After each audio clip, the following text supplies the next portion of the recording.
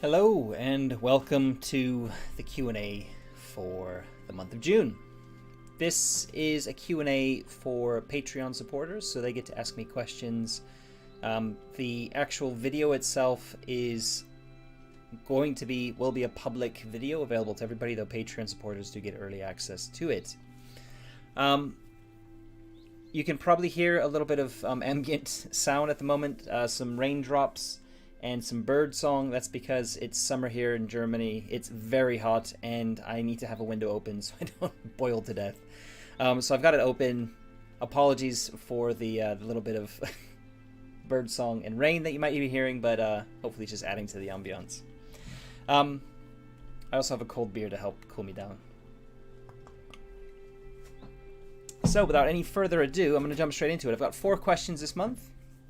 3 of them are from the same Patreon supporter, and that is P.A. Kobovic. And the first question he asks is, "Hi Matt, it would be interesting to hear some thoughts on what you dislike about D&D. Where does it go wrong? Mechanics, unfortunate dominance in the RPG space. On the other hand, is there something it does right? Is there something to learn from it?"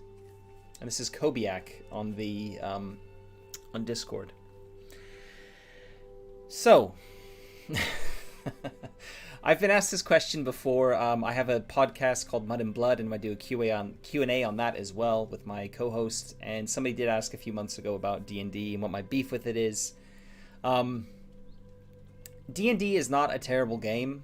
It's just that, in my opinion, it is designed to do heroic fantasy, epic heroic fantasy, and kind of isn't well suited to other types of games. And that's it in a nutshell.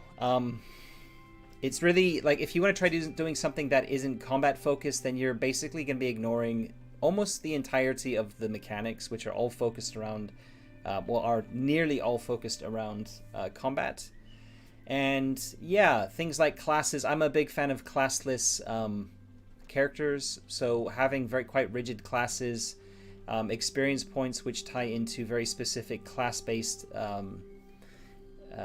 advances, just doesn't really sit well with what I prefer in a game. So really it's a preference thing. I don't think D&D is badly designed. I just think that the way it's been designed and because of its market dominance, that people try to shoehorn it in to do all sorts of stuff, like Cthulhu-based horror, less combat-focused things. And it feels like it's trying to make a round peg or a square peg fit into a circle hole, so to speak. In that it's really kind of jamming something that's not really designed to do that into do something that it's not designed for. And you tend to get solutions which, in my opinion, aren't very elegant. There's certainly better games that do almost every single genre that is an epic fantasy that people twist D&D to do are done better with other rule sets, in my opinion. And yet at the same time, I completely understand that if you're a designer, there's a huge temptation to use 5th edition because you're instantly looking at probably 5 to 10 times at least the amount of income that you'd be looking at otherwise. However, things are slowly changing. The marketplace is becoming saturated with other games, other systems. I love the Free League system. Obviously, this is what this channel is kind of devoted to. And, seeing the One Ring 2nd edition, which of course isn't using the Year Zero engine, but still is a kind of a non-D&D rule set, hit such massive lofty heights on Kickstarter was quite exciting to see. Now, obviously, I know there's a lot of arguments behind why that happened. One of being that I've heard numbers being thrown around like that nearly half of the supporters on Kickstarter have never played a role-playing game before, and they're there basically because of the IP. That's fine, that might be true, but that's what we need. We need a big IP to draw people in that isn't just funneling them once again back into D&D. They're funneling them into a different game, and those people are straight away going to have another experience, going to have a different experience at D&D. And hopefully they're going to be a little bit more enlightened by what role-playing games are all about. So there is a bit of my kind of dislike of D&D ties into a lot of things, and I think the market dominance and the overwhelming number of people who kind of talk about how to make D&D do everything, it kind of annoys me at times. So it kind of increases my dislike of it, if you will. That does, it has in the past kind of filtered through to older. So what I'm talking about is very specifically the newer editions of D&D, specifically third edition onwards, which is what I've got experience with. I've never played original D&D. I didn't come into the hobby playing D&D. I came into the hobby playing West End Games' Star Wars, which is D6 dice pools. So like that's another thing. Like for a lot of people, D&D's got a massive nostalgic hit because that's where they started playing. I didn't start playing with that game, so I have no big like draw to it. I came to it later, like after I'd already been playing other games. So anyway, there are a few other things mechanically that I don't like, but really it's just going to sound like a bunch of gripes. They are relatively minor. They're very based around my preferences in gaming. So I've already mentioned classless play. I prefer, although you could say the Year Zero engine game has classes, they're really quite classless in how they're laid out, in that they give you a template for when you're starting, and other than maybe a talent option which is restricted to your class or role or profession or whatever it's called in the various spin of the Year Zero engine, you're free to develop your character however you want. I also much prefer skill-based games, so which D&D isn't. D&D does have skills, but they use a different mechanic to the rest of the combat system. And really what D&D is all about is combat. If you look at all of the abilities that D&D characters have, they're all focused around combat. Every single class is focused around combat, even though it might at first glance seem to be a non-combat class, like Bard. Everything relating to what their abilities are combat buffs, basically, and ways to be cool in combat. And it feels like the skill system is just kind of tacked on and not really a central part of the core mechanic, which it isn't. So yeah, there are some D&D games that I'm excited about. For example, Beowulf was kickstarted recently. It hasn't quite come out yet, but that is a D&D 5th edition game, but it's focused on a single... it's not a solo game, it's a duet game, I think is what they're called, where you have one GM and one player. Or that's the intention anyway. And the idea is that it's looking back at the kind of the epics like Beowulf, that featured these epic heroes that went on these massive quests to slay the beast, like Grendel or whatever. And that's kind of fits D&D really well, in my opinion, because D&D player characters tend to turn into demigods fairly quickly, and you got the big HP bloat, which I'm also not a fan of. I really like gritty games. I like darker games, and D&D doesn't really give you that experience. Unless the GM is ignoring half of the game, ignoring things like experience points, and doing a lot of heavy lifting themselves. But of course, there are other games like the Year Zero engine games that allow you to have these kind of grittier experiences without having to homebrew or do a lot of GM heavy lifting. It's all kind of supported straight out of the box in the core rulebook. So in a nutshell, that's kind of my beef with D&D, I guess. Yeah, I would never say it's bad. I don't begrudge people for playing it. I don't hate on it really. Maybe I sometimes come across like I hate on it, but it's usually tongue in cheek. I would still play D&D with my home group. My home group started off as a D&D group, so I've played years and years of D&D, both 4th edition and 5th edition when we started getting together. 4th edition when we started, and then we moved over to 5th edition when that came out. But I never ever DM'd a game of D&D because I never liked it. And we don't play much D&D anymore these days, mainly because I went to some pains to introduce other systems to the home group, and eventually we all started kind of using these other games, and we've migrated away towards just using all sorts of different stuff now. It seems like we're doing a lot of PBTA right now, Powered by the Apocalypse, which is not a system I'm hugely keen on for various other reasons, mainly around playbooks. But anyway, the point is, I started off like with 4th edition, playing a lot of 4th edition and 5th edition weekly, and yeah, I enjoy playing with my friends. I feel like it also lends itself well to Beer and Pretzel's style of play, which is basically not particularly serious role-playing. But again, for my home group, that fits us really well. So for playing with a specific group of friends, yeah, D&D works. But if I want to play something gritty and serious, it doesn't really fit for me, because the whole focus is on these epic combat encounters. And you know, when you've got people doing larger than life things, then people don't tend to like can't relate to their characters so well, and it kind of takes you out of the character a little bit, and you kind of looking at it as this really cool epic story, which again was absolutely fine. People are allowed to like that. I'm not saying it's a bad thing at all. It's just my preferences are for you know, gritty games where you're in the shoes of your player character and you're really kind of scared for them because, you know, they could die really easily, that sort of thing. Right. I think that's hopefully answered it enough. If not, then Kobiak, go ahead and ask me in next month's Q&A to dive into other aspects of it if you want. But that's in a nutshell, I think, mostly what I can probably talk about without going into too much kind of rabbit hole-y territory. Quick wet my whistle. Okay. Next question again is from Kobiak. This could tie into a wider discussion of, is it the rules or is it the players that make the game? Can't almost every RPG game be taken in a certain direction depending on the culture of play that the table has, or the style of the GM? Absolutely. A role-playing game is effectively a game of pretend. And a GM, if you're using a GM is facilitating that by you know, portraying the world as it is, portraying the characters that the other players come across, and there's ultimately this conversation going back and forth to decide what happens. You don't need rules to do that. I have a 5-year-old son who loves playing pretend, and we're effectively role-playing without dice. I'm constantly asking him, feels like at times like I'm grooming him to become a role player, because you know, he's as we're playing pretend, he's asking me about like, oh, can I be Darth Vader? And then he's being his little stormtrooper talking to Darth Vader or whatever. He loves Star Wars. And while we're doing that, I'm often asking him to like, okay, I'll be Darth Vader, but there's like a couple other guys in the room with us, so you'd be the other guys. And he'll be like, oh, okay.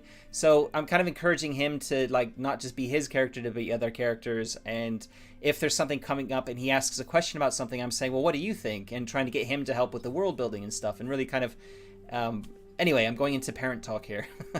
The point is, what I'm doing with my son is arguably narrative-focused role-playing. It's just that we're not using any dice. I'm not using any rule sets. It's literally just playing pretend. There is a movement, I guess you would call it, called FKR, which stands for, I can't remember, but something to do with Kriegsspiel Revolution, Freikriegsspiel Revolution or something like that. The idea being that...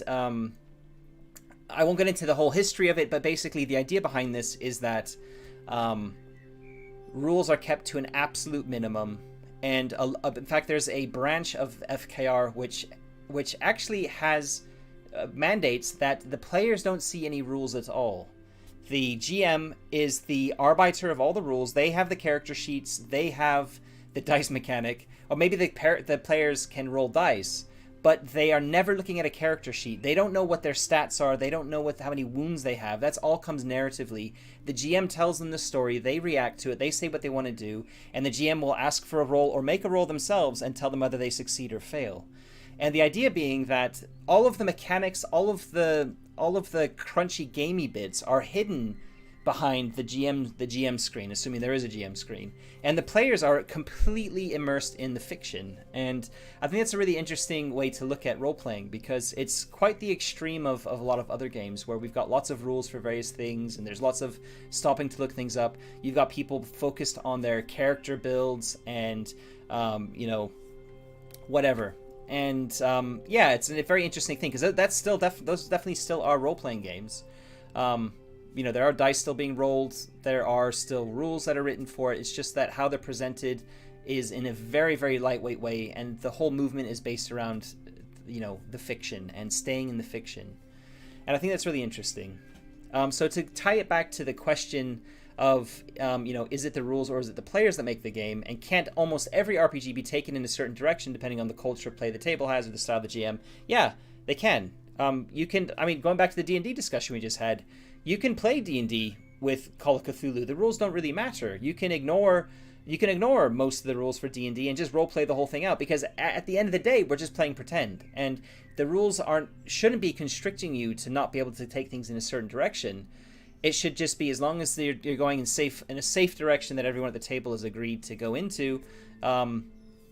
Why not just go with the flow, or let the GM weave the story for you. It's just that and kind of trying to, if there's people kind of shouting or going aha, so D&D can do anything. I think if you're going to be using a heavy rule set, you're going to be much more better served to use something that's suited to the style of game you're playing. And that's kind of my point from before. And I think my point here as well is, depending on what, like, you should always try, and if you've got an idea for a game, you've got an idea for a genre or a setting or something, I would always recommend you look at any games that exist for that, either that genre or that setting, and see if that's something that might work for your table. I know a lot of people get rules fatigue and don't want to learn a new rule set, etc. I can completely understand that. I review a ton of different games for my other podcast, and it is tiring. But at the same time, that's kind of how you get to a point where you can get the best role-playing experience, in my opinion, is when you're either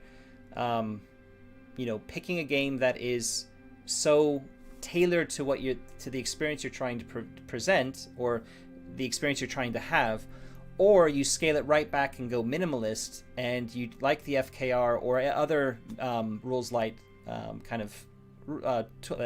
frameworks or toolkits, whatever you want to call them, rule sets, where you can actually, because the rules are presented in such a light way that there's not a huge demand on the GM to prepare a game, and it's also like that rule set has been designed in a way that it can tell lots of different stories.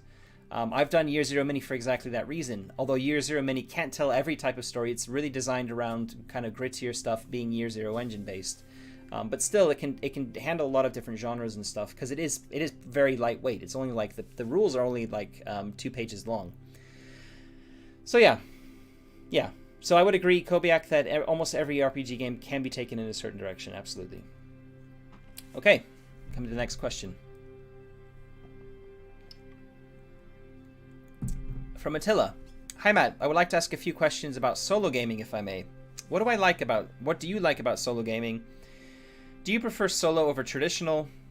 Traditional being GM plus group or guided, depending on how you want to phrase it. Are you planning to try out all the Forbidden Lands, or Free League, games, solo or co-op? Thanks, and sorry for the lots of questions. No problem. Let's tackle them one at a time. What do I like about solo gaming? I mean, I recorded exactly why I like this at the start of my Forbidden Lands solo game. So if you haven't seen that yet, go to episode 0. It's like a half an hour long, the video.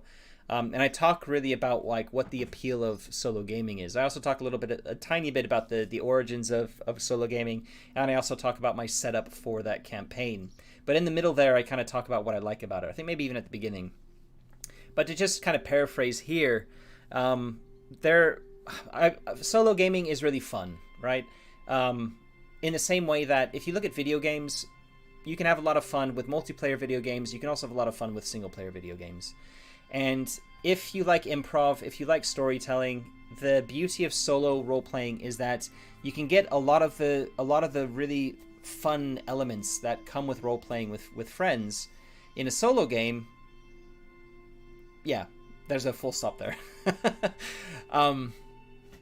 Yeah, and it's just a really fun way to experience gaming. It has a bunch of benefits as well, like you don't have to wait for schedules to line up. You don't have to feel like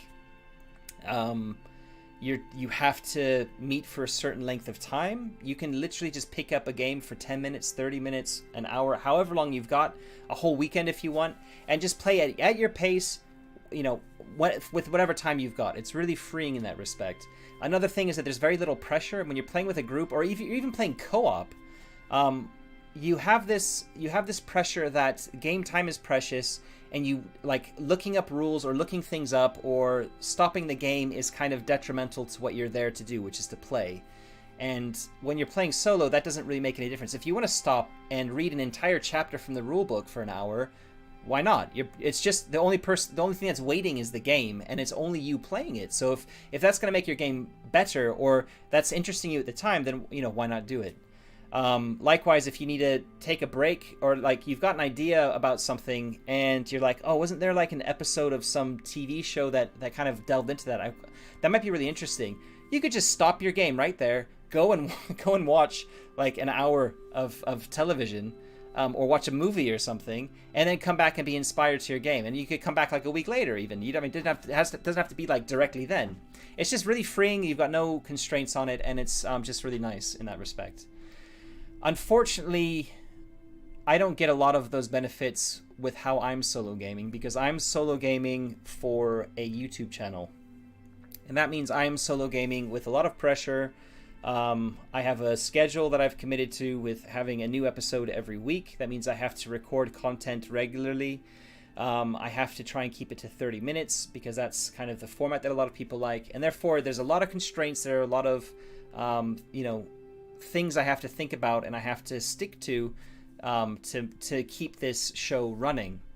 Now, I still get I'm still having a lot of fun with the solo game. I'm still getting a lot out of it. It's just that freedom of not like having this pressure, this time pressure, or this focus pressure is kind of not there for me, because I actually have to have that focus and I have to have that time pressure. Do I prefer solo over traditional play? I like them both in the same way that I like multiplayer and I like single player video games. So, I mean, for all the reasons I've just talked about with solo play, I really love GMing. I also love playing under a GM, and yeah, I also like co-op play. Playing co-op with Tony in Twilight 2000 on the channel, that's a lot of fun. I've played Ironsworn co-op in 2 different games. That was a lot of fun. And I do a lot of GM-based stuff. In fact, the best role-playing game I've ever been in is a current campaign of Warhammer Fantasy Roleplay for my Mud and Blood channel, for an actual play that's happening.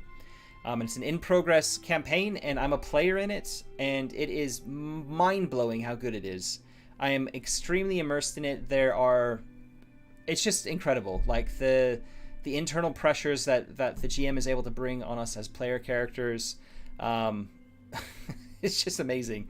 Best GM I've ever gamed with, and the campaign is just incredible. So I'm gushing obviously about it. You don't get that kind of experience from Oracles or from solo play. You might get a little bit of that from co-op play if the person you're playing with is bringing, or the people you're playing with are bringing a lot of that. But it doesn't really compare to a full GM based game. Sounds like my neighbor has just turned the radio on really loud. I'm going to quickly close my window.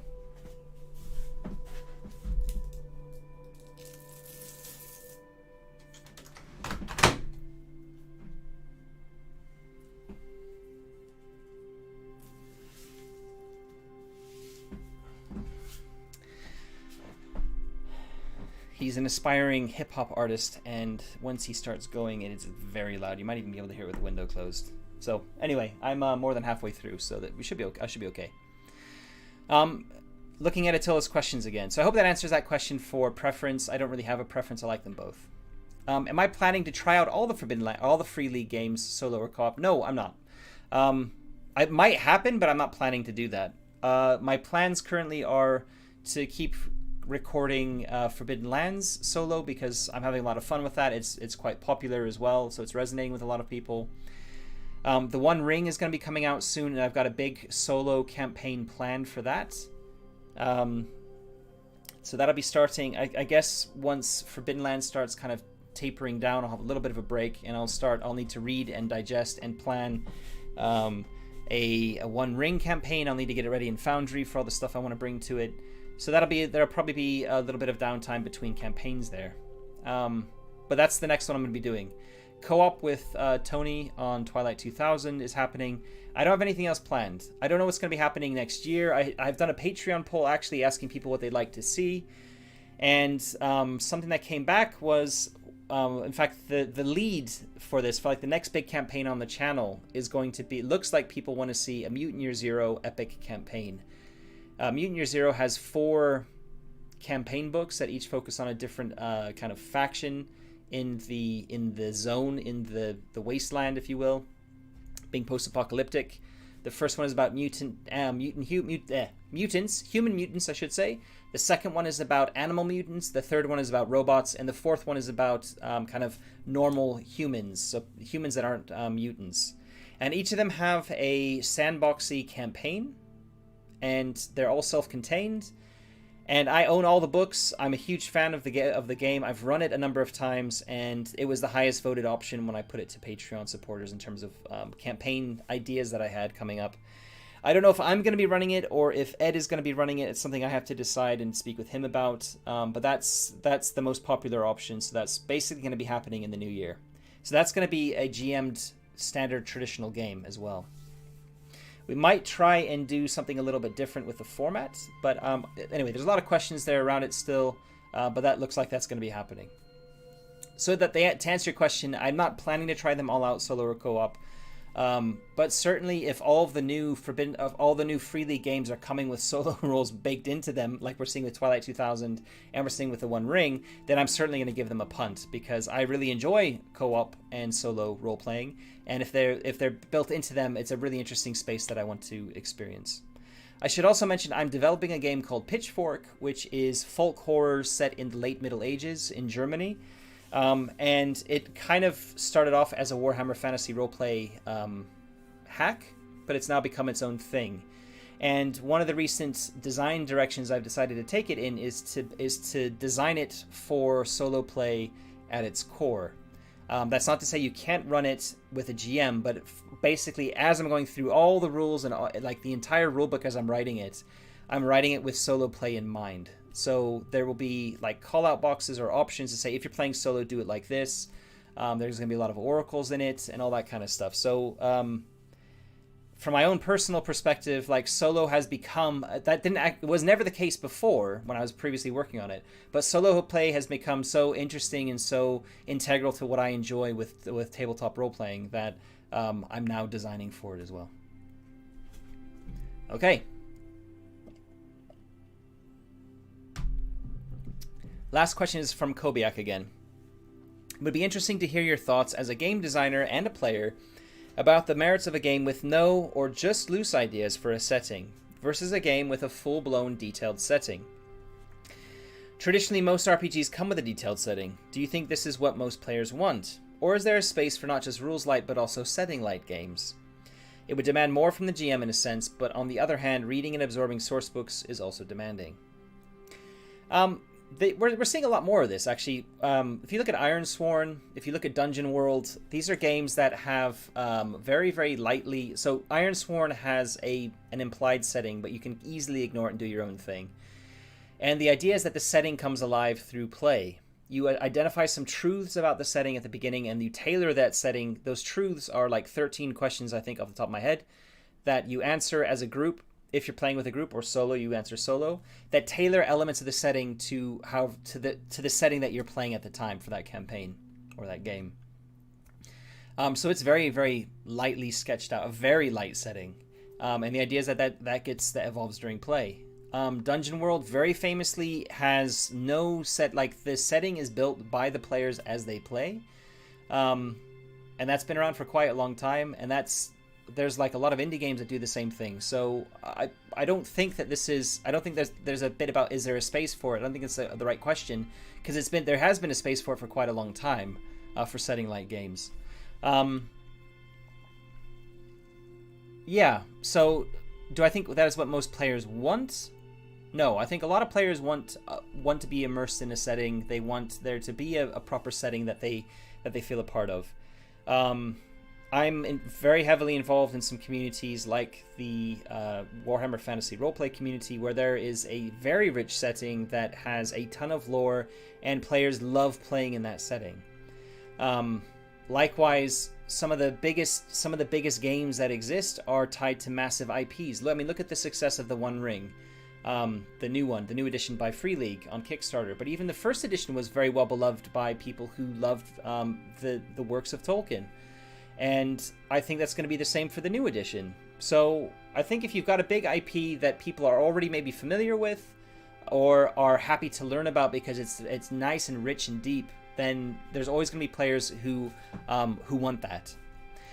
There are some. I'm a big book nerd as well. I love reading, and there are plenty of fantasy and sci-fi properties that I would love to see a role-playing game for, and to see detailed source books and stuff for too, or just to play in. One of my favorites is China Miéville, or Miéville. I'm not sure how you pronounce his name, but he's written a book called Perdido Street Station, which is one of my all-time favorite books, and I would love to see a proper game made of that. But yeah, anyway, I think there is a space for it. They're being made like this already.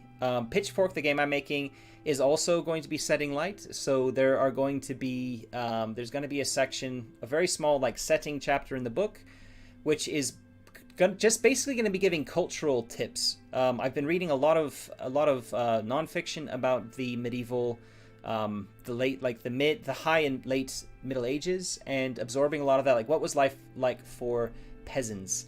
Because most of the fiction that we read, or the historical fiction, and a lot of what we hear is focused on kings and the big players and the big things that happen. But for everyday people, which is what Pitchfork is about, we don't have a lot of sources of information about that. So I've been seeking them out, reading them, and really my mind has been being blown by them. And what I want to do for that game is I want to provide just kind of like playable chunks of like cultural touchstones for both the GM and the players to be like, okay, this is how this aspect of life was like for people in this time. And therefore I'm not giving like massive chapters on the setting. I'm not going to be talking about history very much. And the whole idea is that I'm giving people playable information that they can use to make their village or their community that they're playing in come to life. And that's the only thing that's important. The rest of it is kind of like you can put whatever spin on it you want. You can play it in the old world of Warhammer. You can play it in Germany. You can play it in England. You can play it wherever you want. You can play it in some other fantasy setting. It doesn't really matter. The idea is that you're playing commoners. And these are some truths that are kind of central to having that experience based on what life was, what we think life was like for people back then. So that's what I like to. For me, the exciting bit to do with setting light games are where you have a little bit of setting, but not like Coriolis. Coriolis is extremely rich, or Symbaroum. These are very, very richly like detailed settings that encourage GMs to dive deep into the lore, to learn as much as they can about the setting, and to really like immerse themselves in it. And it also kind of requires the players to do the same. And yeah, having something very lightly fleshed out that the players can read. If we're talking about what I'm planning for Pitchfork, this setting chapter will probably be like 20 pages of text with lots of pictures probably as well. So like 20 pages or so, maybe maximum. And we're talking A5, so like half of a page. So like 10 sheets of paper. It's not a lot to read. It's not a lot to get your head around. And hopefully it should be quite an interesting read because it ties into a lot of history as well. And that's the kind of stuff that I like. I was really inspired by how Ironsworn presented the setting. And I'm not necessarily saying I'm going to do something similarly, but for my ideas, like as a game designer, because you were asking about that, that is definitely a space that I'm interested in. I want to do lightly sketched out settings. Electric Bastionland is another really great game that also has a really interesting novel way of pitching the setting, which are exactly what I'm talking about. It's all done in 3 bullets, so there are elements of the setting and then 3 bullets to kind of give you detail of it, and then it moves on. It's really easy to read, it's really easy to reference, and it gives you a really good feel of what the setting's like in a very digestible format, a very gameable format. And it's not lore rich at all. In fact, it encourages you on the first page to make Bastion your own, to put your own twist on it. And that's just really interesting to me. And I've created a setting. I've started creating a setting for Year Zero Mini, which is a cyberpunk setting, and I basically riffed off of what Electric Bastionland does and presented lots of chunks of things as elements of the setting with 3 bullet points each. And the people who reviewed the playtest document were like really praising how I managed to get a huge amount of flavor for the setting in a very small word count. And really, I'm just giving it a very light touch. It is very setting light, but people really resonated with that. So, yeah, long-winded way of saying I think there are a mixture of desires from what players want. People want different things. There will always be a place for the big lore-rich settings. I think there's probably going to be more going forward with a lot of this innovation we're seeing in the space of, you know, how information is being presented, etc. I have a feeling that new novel settings are probably going to be getting lighter touches, because that's, you know, there's a lot of really cool stuff coming out with this. A bigger focus on gameable content, so more like, you know, tables to flesh out elements of the setting rather than chapters and chapters of text. And we're going to continue to see big lore books and big setting books for established IPs. So, yeah. And I think that's fine. I think there's space for everything, really. It's all about preference. It's all about table preference, what people want to play. I love Star Wars.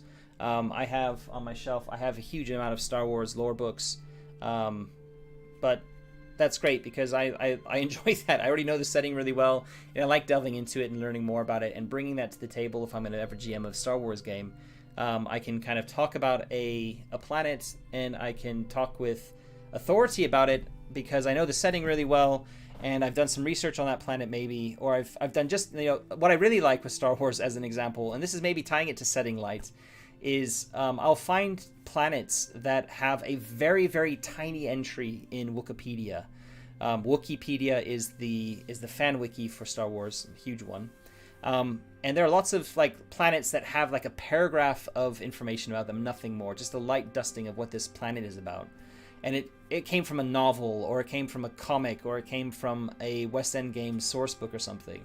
And I will grab that planet and I will basically use that as the foundation for something else. But I'll use the information that's in that entry as the starting point, so that when players are coming across this planet, or this whatever the setting thing might be, maybe it's an NPC who happens to be canon, I go for the more obscure ones because I can put my own spin on them. I can make them real. I'm not worried about, you know, people going and looking up on Wikipedia later and saying, you said this about this planet, but in fact, this is the true thing about it. Although saying that, every time I play Star Wars, every time I have run Star Wars for a group, I have always said, you know, this isn't going to be canon. Like, if you come across Luke Skywalker, he might die, and that's not a problem for me. If we come across a planet and you go looking up on Wikipedia and it's not quite right, that's not a problem. So if you have a problem with it not being canon, then you probably don't want to be playing in this game, because I'm going to be running very loose with it. And I think that's a great way to play with any established setting, to be honest, is to try and keep as much of it, you know, correct, lore appropriate, or not lore appropriate, but like, you know, whatever. Keeping it lore correct as much as possible, but don't feel like enslaved to that. Don't feel enslaved to the lore. Feel free to kind of break through that wall and to kind of make it your own. And that's probably something at Session Zero you should discuss with your players, assuming you're playing with a group. That's the case, and that you don't want to be stopping. You don't want to be spending, you know, hours and hours and hours of prep, you know, reading about the setting. You'd rather be spending any prep time you've got making sure that the session is going to be really enjoyable. And I think most players would be cool with that. So, yeah. Hopefully that answered your question. I'm not sure it did. It felt like a very long ramble, but that's what I've got. So I'm going to stop here. Thanks very much for the questions. And if you haven't looked at my Patreon already, have a look down in the description for this video. You'll find a link to the Patreon page. And yeah, I'll see you next month for some questions that crop up in July. Cheers.